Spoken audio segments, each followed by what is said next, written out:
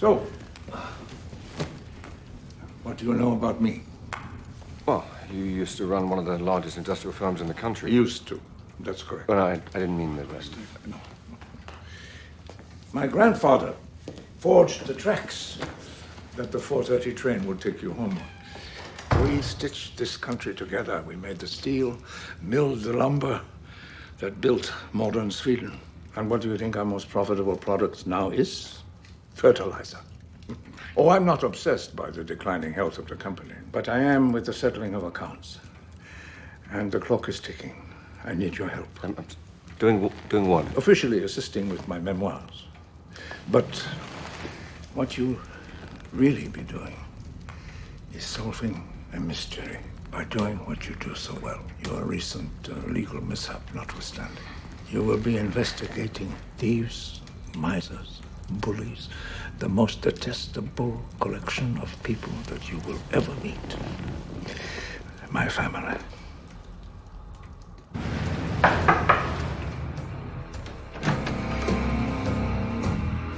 Would you like to sit? I could possibly clear a place if necessary. Did you make it?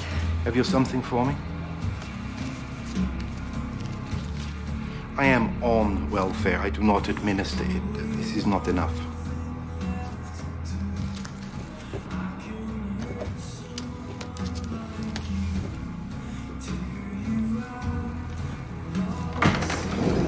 No, thank you.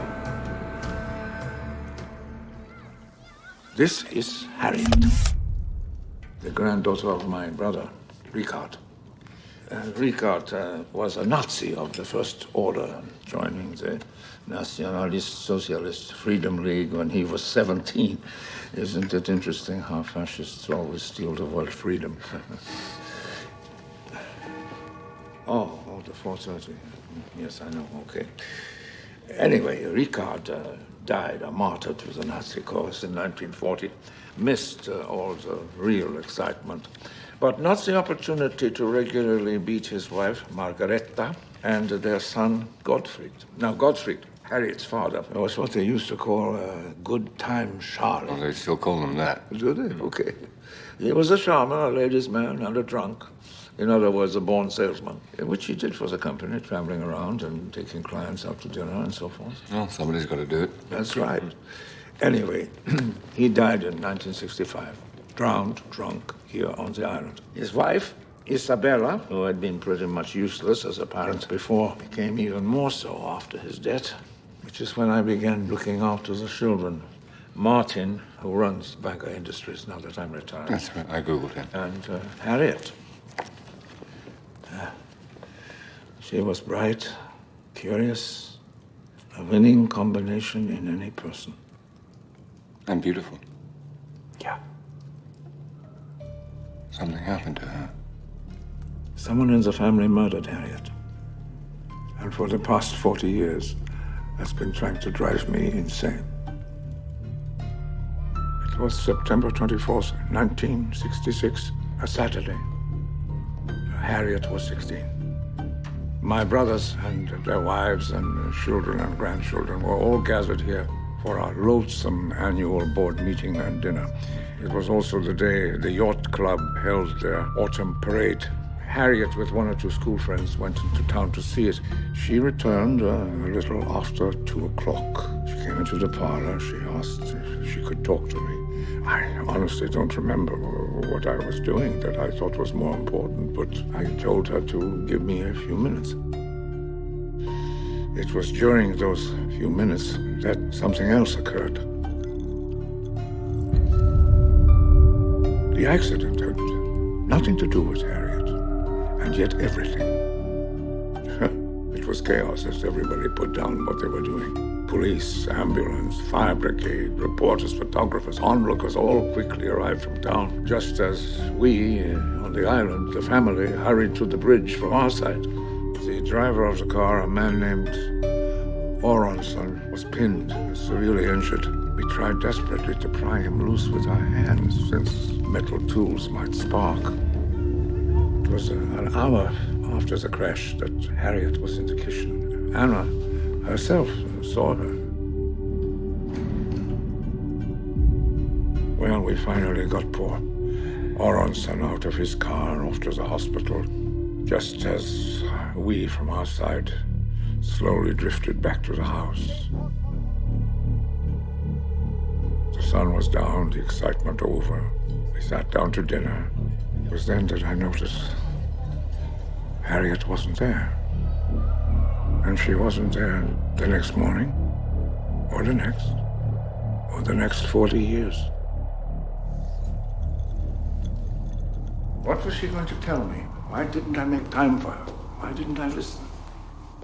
And she couldn't have just run away. No, not without being seen. The firemen stayed out all night on the bridge, pumping up gasoline. No one swam across or took a boat. All the boats were still tied up on this side, Sunday. Believe me, I checked.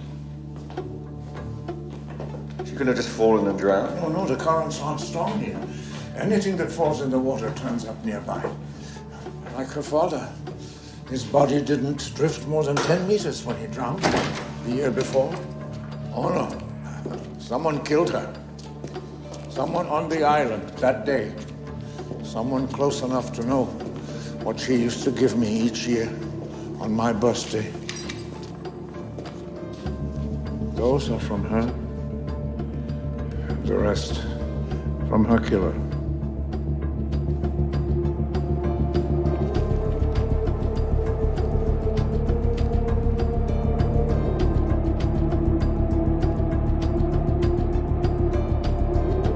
Who knows about this? There's me, the police, the killer. And now you.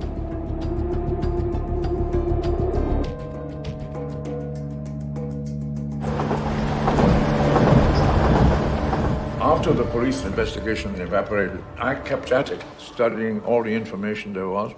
I have spent half my life examining the events of a single day. I understand your frustration, but what you're asking me to do, it's a waste of money. But we haven't discussed your fee. We don't need to. Thank you. I can't find something you've been unable to find in 40 years. You don't know that. You have a very keen, investigative mind. Here's what I propose. You come, stay on the island. I have a nice little cottage by the water you can use. You study the material I send you, you find something I've missed, or you don't. What you're asking me to do is set aside my life and career. Think of this as a well-deserved holiday. A way of avoiding all those people that you might want to avoid right now. As for compensation, I'll pay you double your salary for as many months as it takes. I'll quadruple it if you solve the mystery. Vanger. I'm not done. I will throw in one more thing, even though you're a terrible negotiator. It's something you want more than anything else, and it can't be bought at any price. So let me give it to you. Hans Erik Wennerstrom. He began his career working for me, and I have followed it with interest, shall we say, ever since. You were right about him. You just couldn't prove it.